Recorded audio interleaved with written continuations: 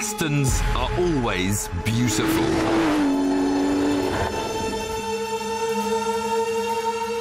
But this is stunning.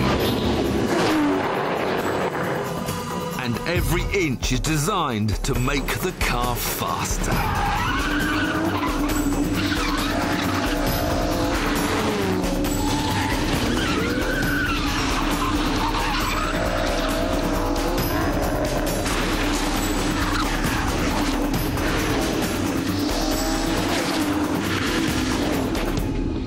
Except it isn't. The Vanquish S, which this replaces as Aston's new flagship, is more powerful and will top 200 miles an hour. The DBS will only do 191. But it's just the big numbers where it loses out. Where it really matters, it's half a second faster. The 6-litre V12 gets it to 60 in 4.3 seconds. You see, this DBS is nearly 200 kilos lighter than the Vanquish. On top of that, the Vanquish, by modern terms, have become somewhat creaky, almost agricultural, whereas this DBS feels instantly more taut, more precise. In fact, this is one of those rare occasions when I'd just driven the car for about 300 yards, and I said to myself, this is right.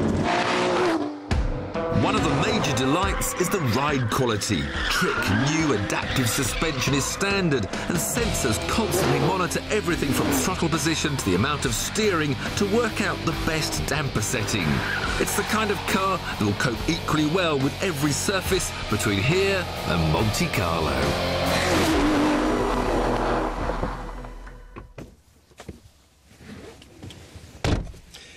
Inside is where it gets really special.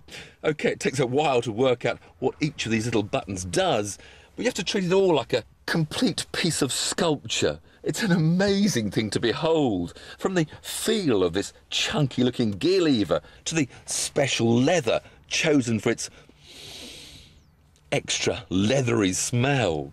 Then the weave of the exposed carbon fibre is all perfectly lined up. And even the carpet has got special weight-saving fibres. Then comes the time to start it up. The key, or as Aston like to call it, the emotional control unit, is made out of sapphire, so it won't scratch. OK, it's easy to dismiss as a gimmick, but I actually rather like it, especially as it's a key which becomes a start button all in one.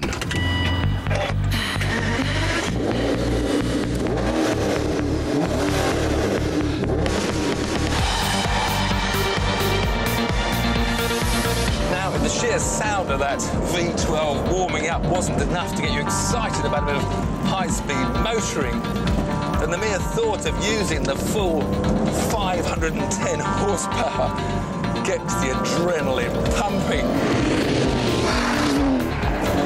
And this V12's got a special little valve inside the induction system that creates more airflow at about 5,500 RPM and gives an extra kick of performance. Not that I feel I'm going to need it. Whoa, there goes the back now. Whoa, I've got the power. Into this little skinny. Whoa, whoa, whoa, whoa, whoa, whoa, whoa, whoa, whoa. I'll tell you what, this is a big GT car. It's not a nimble little sports racer. And yet, around this very tight handling circuit, I'm not getting myself into any big bother. Left and right, and kick the power out. Oh, joy of joys, here we go.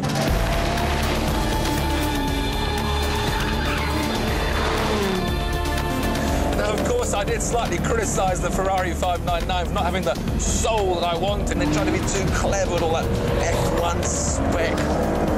Really quick gear change. I want my manual gear change and my manual traction control.